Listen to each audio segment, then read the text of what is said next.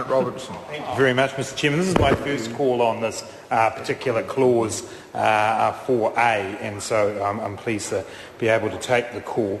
I want to carry on actually where my colleague Ian Galloway and his impromptu address just finished with, and that is to say that there's good and bad.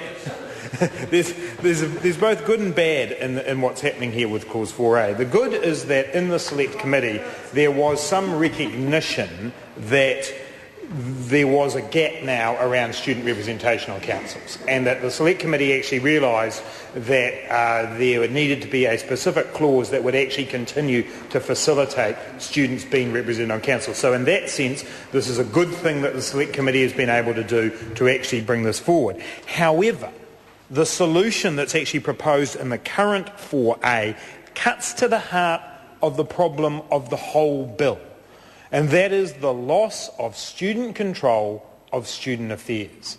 And we've been over this issue a number of times in the earlier readings of this debate, that at the heart of one of the major objections this side of the House has to this bill is that with students who have for generations now had some control of the way in which affairs are administered at the institution that they're studying at are losing that control.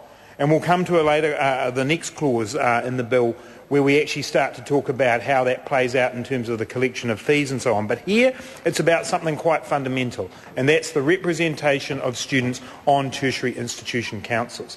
And this is a vital role, and it's actually a role that in the Select Committee we heard from institutional representatives that they really valued, having students on tertiary councils who can actually represent the views, who they know have been through some process themselves of being elected, that they're there on a representative basis, providing a voice, providing a feedback mechanism for those institutions. And I remember visiting the Nelson Marlborough Institute of Technology last year, and the chief executive there made really clear to me that there were a number of decisions that had been made by the council where having duly elected students on that council made a difference and made for better decisions.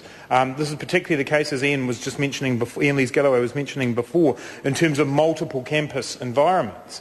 And Nelson Marlborough is an example where it's not as big as Massey, obviously, university, but an example where there are multiple campus environments, and actually those student representatives who have a role across those different campuses add something to the tertiary council that actually those who represent perhaps a particular geographic area in terms of the wider council membership can't actually do. So Section 4A and the amendment that's in my name for this is an attempt to say, yes, thank you to the Select Committee for having put this up, but it does not bring this into the control of students. It once again does what this bill does throughout. It takes away from students the ability to manage their own affairs and hands that over to an institution who may or may not have the best interests of the students at heart, may or may not come up with a truly democratic process for the selection of these students. What we know is that the student associations, where they exist, can run that process. These people will be truly legitimate representatives of the students at that institution.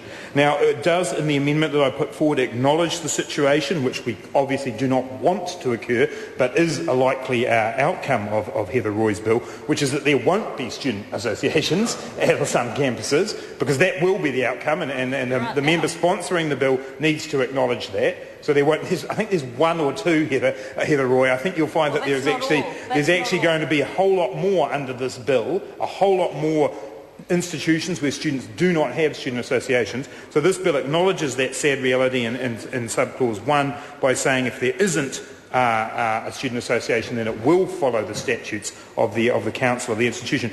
But where there is a student association in existence, it should be the body that is providing those students to the Tertiary Institution Council. And I've served as a student on Tertiary Institution Council for 2 years, and I think that it's an important voice that shouldn't be lost. What was that? Oh, a harsh man. It was in 1993 and 94, actually. 2 years in which, I might add, under a national government, fees went up by 18% one year and 15% the other year under a national government. There was a small fracas with the police around one of those that I'm still not able to fully talk about, but that was an important role played by student leaders right across the country around that period when they were often the only people fighting against this. Joe Goodhue. Oh, Mr. Chair. Mr. Chair. Chris Hipkins.